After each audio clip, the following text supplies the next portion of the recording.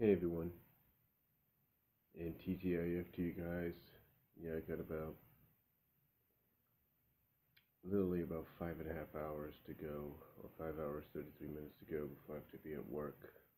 And thought I'd kind of talk about this for a second. I didn't get a chance to talk about it when the news broke over the past few days. I want to talk about WrestleMania 32 in Dallas. Now, as everybody's talked about, from Jeff Siegel at OTRS Central, the Shrek Daddy, to many people on Twitter, Facebook. This is something that WWE's been wanting to do, I think, ever since AT&T Stadium was announced, and even before then. WWE has been wanting to follow up on, especially Vince McMahon, has been wanting to follow up on his plans to try to break that attendance record, and he's had multiple opportunities to do so. Except every venue he goes to, he can't do it. He hasn't been able to do it. Now, is he going to get close to maybe tying the record this year? Probably not. But he might get close to being like maybe third, second highest on sellout ever.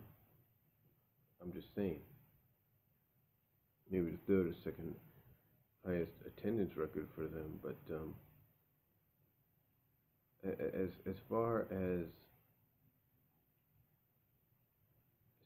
the matchup, I mean, not the matchup, but as far as the event itself goes, it's something that ever since WWE started doing stadium events again, they've been wanting to do.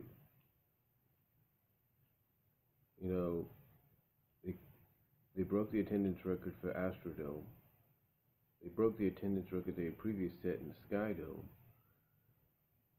So, and they broke the attendance record for Safeco Field.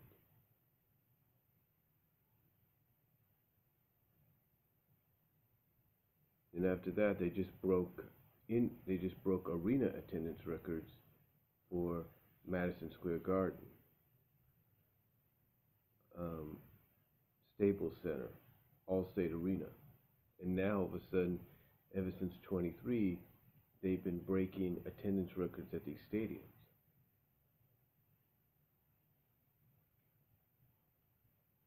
But never once have they ever been able to reach that goal. Vince McMahon has never been able to reach that opportunity that he's been wanting to reach, and that's breaking the all-time attendance record. Now, some of you might say, well, Skydome gave him an opportunity. Yeah, Skydome did, but the thing is, it's basically what it is Skydome is a huge venue, but it's it's only big enough to the point that you know if they this is what it is. If Skydome had the setup, if they had set up seating wise in Skydome, if they had done the Silverdome, they could have probably came close to at least tying the attendance record, or maybe going a little over than what they originally had intended. But because you got stage settings and stuff nowadays, it's a little harder. It's a little harder to do. Not saying that it's not going to be possible. Mind you, not saying it's not going to be possible.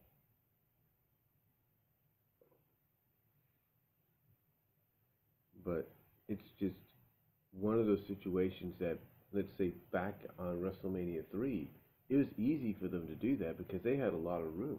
They didn't have the massive stage entrances that they have now. And the same could be said if they didn't have that massive stage entrance at 23. They probably could have tied it at least if they didn't have that big of a stage entrance.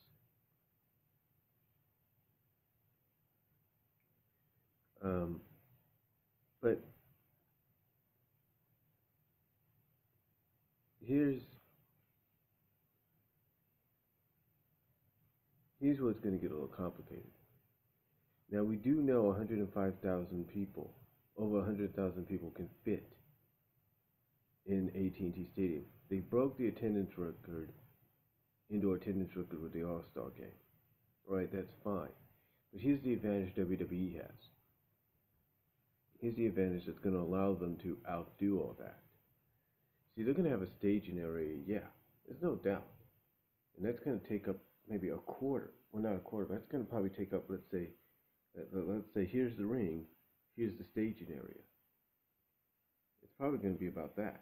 But they're going to have to try to make it to the point that it fits around, but it's not going to be too big.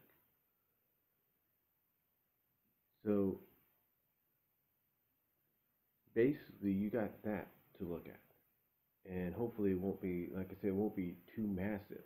I mean, if it's, let's put it this way, if it's the same, if the staging design is about the same size as, let's say, last year's WrestleMania stage design, they have a chance. They have a chance. And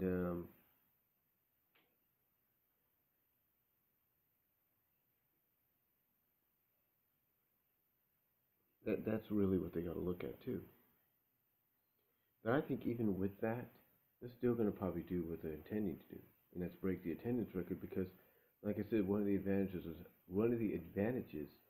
a wrestling event has, and a boxing event has, and maybe even an MMA UFC event has, depending on the marquee matchup and how it's being built. The advantage they have is they got floor seating. Okay, they got floor seating. So you take a look at AT&T's floor. All right, you know, like I said, one section's gonna have to be used for the ramp, the stage, and all that. Okay, that's fine. But everything else, when they talk about 105,000, 100,000 people, they're talking about the seating chart itself. Okay, when you break attendance records, you have to have a way of doing it. You have to have a way of doing it. When the All-Star game for the NBA broke the indoor attendance record, that was just by sitting, if you will, in the stands. I was sitting in the stands and kind of converting some of the areas to where one small section of the stadium, if you will, was converted into a basketball court. So you had that conversion, if you will, and that, like I said, that helped break the attendance record. But then here's the thing.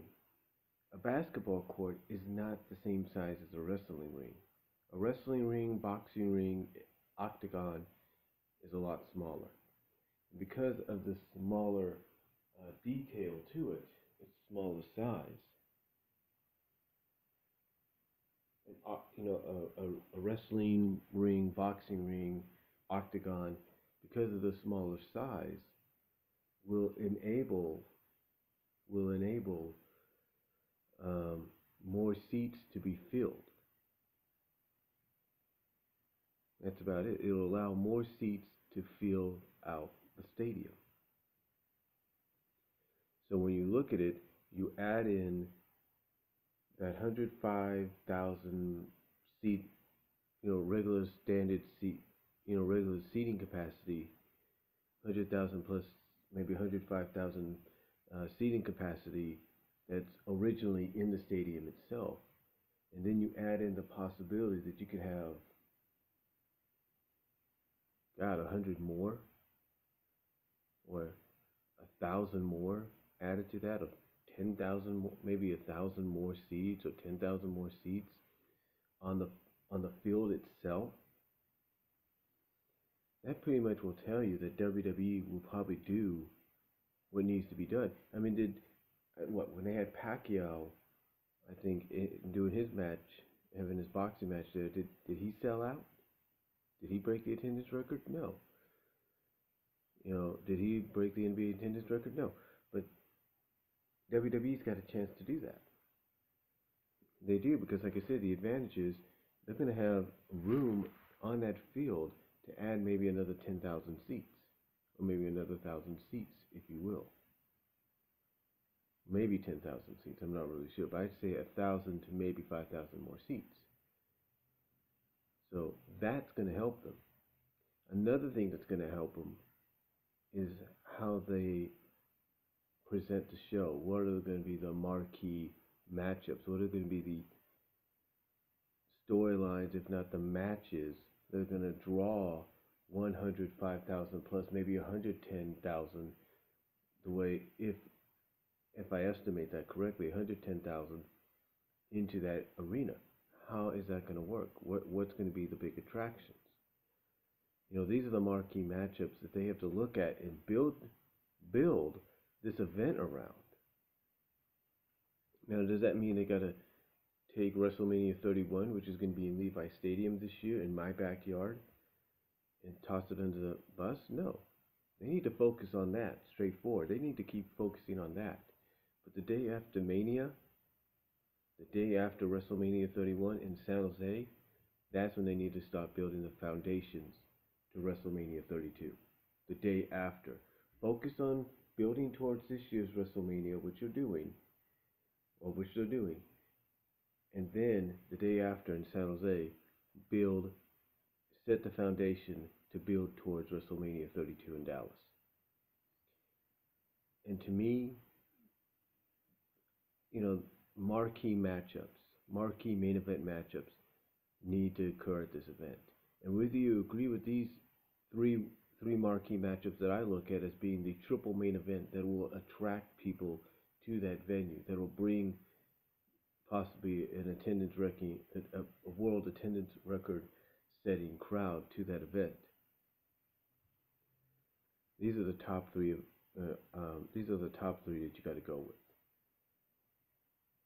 You got to go obviously with Sting and Taker, because if you're doing Sting and Triple H, then obviously the reason you're doing Sting and Triple H this year instead of Sting and Taker is you're saving Sting and Taker for next year. That's the only obvious reason, and that's basically one of the main reasons you got to do it. That's basically what I'm saying is that's basically got to be one of your marquee matchups. It's going to help break that attendance record. That's got to be one of them. Second of all, the other marquee matchup has got to be the Rock Triple H match, because you were going to do it this year. Obviously, that did not happen, so you got to do it next year. Okay, because they've never fought each other one-on-one at WrestleMania. That's the marquee there.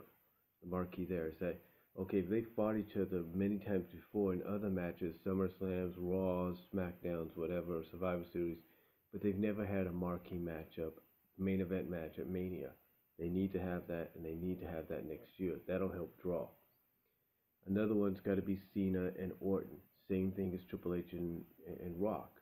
Cena and Orton, many times we've seen this matchup. Many, many times. And no matter how many times we've seen it, the one thing I think a lot of people agree on is they've never had a one-on-one marquee main event matchup at WrestleMania.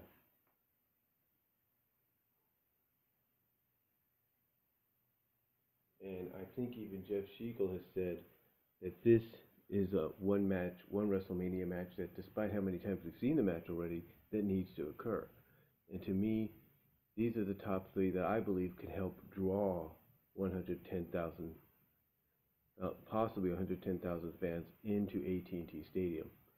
Now, does that mean they have to go in that direction? No, I'm just giving my opinion. My opinion on what I believe can help draw. Daniel Bryan, here's another guy. You got to get him into a program that's really going to fit him.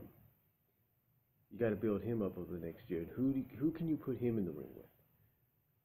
Well, if you're planning to bring up Flynn Belair, Prince Devitt, and Hideo Itami, Kentai, you got to build something with Daniel Bryan and one of those two going into Mania next year, and that too will help sell that event. Either you would have a Daniel Bryan, Hideo Itami, basically a Daniel Bryan Kentai match, or a Daniel Bryan Prince Devitt match. One of those two will sell. There's no doubt about it. There's no doubt about it.